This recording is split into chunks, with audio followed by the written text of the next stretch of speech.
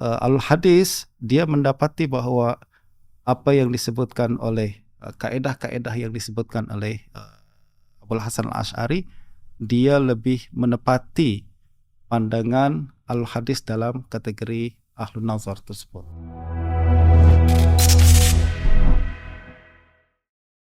Kita melihat konteks Al-Hadis macam tadi, dan Abul Hasan Al-Asy'ari bagian daripada Al-Hadis dan Asy'ariyah bagian daripada Al-Hadis, dia mewakili kumpulan yang mana?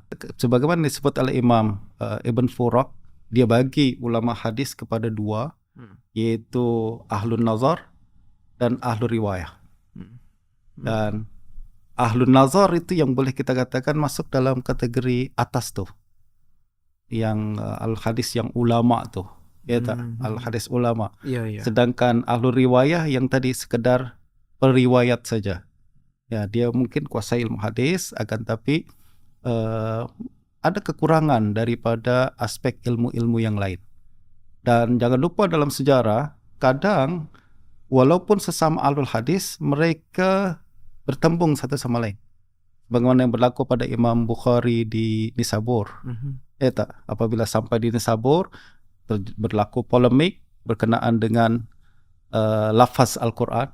Adakah makhluk atau bukan makhluk? Ya tak? Imam Bukhari dipulaukan. Ini di akhir hayat. Di akhir hayat dia meninggal 256 dan peristiwa ini dalam 255 macam itu. Siapa yang pulaukan Bukhari? Al-Hadis. Betul. Ya kan? Muhammad bin Yahya Az-Zuhli dan kalangan yang melihat bahwa apa yang dibawa oleh Bukhari ini berbeza dengan apa yang mereka pahami berkenaan perkara ini. Padahal kalau kita nak bandingkan antara Bukhari dengan Muhammad bin Yahya, dalam hadis mungkin okeylah, bolehlah, paling hebat pun kita kata samalah dalam hadis. Ya, paham. Kan Muhammad bin Yahya hebat, dia imam, dia sangat besar, nama yang sangat besar di Nisabur dalam hadis. Akan tapi dalam fiqh, Bukhari tentu lebih paham, lebih tinggi darjat dia. Dan juga dari segi kepahaman dia tentang akidah, tentulah Bukhari lebih kuasai. Masya Allah. Jadi dari dua lapisan ni, walaupun sama-sama al-hadis, tapi berbeza tingkatan, dan kadang berlaku konflik antara dua-dua tingkatan tersebut. Ini yang boleh kemudian, kalau kita kembali kepada apa yang disebutkan oleh Imam Ibn Furak, dia katakan bahwa al-hadis terbagi kepada Ahlun Nazar dan juga kepada Ahlul Riwayah. Apabila kita bincang berkenaan dengan akidah dan berlaku khilaf antara dua-dua kumpulan ni, kita kena menangkan siapa? Ahlun Nazar lah. Sebab itulah disiplin dia. Betul tak? Kalau kita punya dua orang ustaz.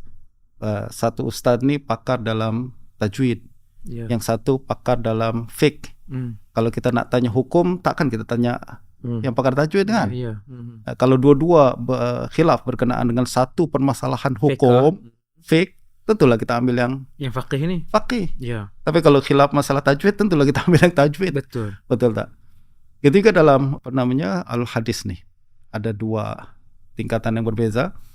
Apabila berlaku khilaf dalam perbahasan tentang akidah, tentulah yang kita pilih yang mutakassis dalam bidang akidah tersebut. Dan kata Ibn Furak, Asy'ariyah adalah merujuk kepada kumpulan tuh, pada kumpulan yang Ahlun Nazar dalam kalangan muhaddisin. Masya Allah. Jadi Ahlun Nazar dalam kalangan muhaddisin, itu yang menjadi pilihan dia. Justru kalaupun berlaku khilaf, misalkan tadi kita bincang kenaan dengan antara Bukhari dengan Muhammad bin Yahya Az-Zuhli, dua-dua al-hadis, akan tapi dalam permasalahan ni kita pilih pandangan Imam Bukhari.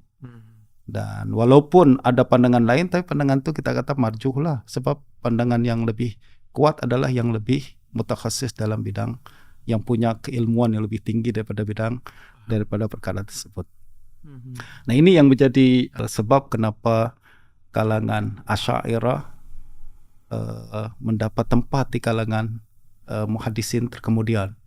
Ya kan, kalau kita tengok sejarah nih, orang-orang selalu mengatakan oke, Asy'ariyah, orang bayangkan Asy'ariyah atau pengikut mazhab Asy'ari dia sekedar ahlul kalam. Bahkan saya pernah baca beberapa buku yang mengatakan Asy'ariyah ni dia tak memiliki kepakaran dalam ilmu hadis.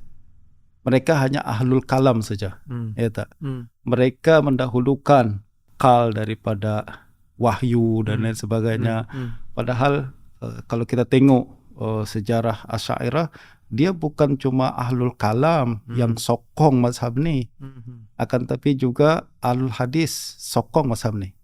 Dan ahlul hadis dia mendapati bahawa apa yang disebutkan oleh kaedah-kaedah yang disebutkan oleh Abul Hasan Al-Asy'ari, dia lebih menepati pandangan al-hadis dalam kategori ahlun nazar tersebut.